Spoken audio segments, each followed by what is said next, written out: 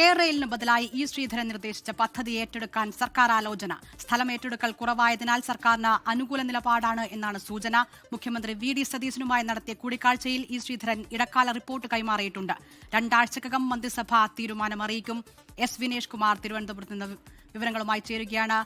വിനേഷ് കുമാർ, ഈ പദ്ധതിയുമായി മുന്നോട്ട് പോകും സർക്കാർ എന്നാണോ നമുക്ക് മനസ്സിലാക്കാൻ സാധിക്കുന്നത്?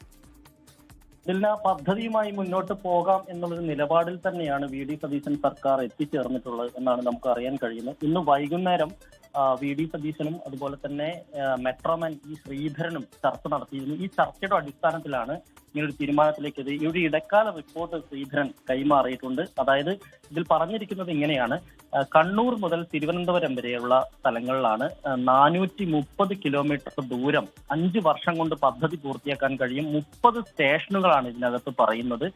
ഇത്തരത്തിൽ മുന്നോട്ട് പോകാൻ തന്നെയാണ് തീരുമാനം എന്നുള്ളതാണ് അറിയാൻ കഴിയുന്നത്. എന്തായാലും കേന്ദ്ര സർക്കാരിന്റെ ഒരു സഹായം ഇല്ലാതെ ഇങ്ങനൊരു പദ്ധതിയുമായി മുന്നോട്ട് പോകാൻ കഴിയില്ല.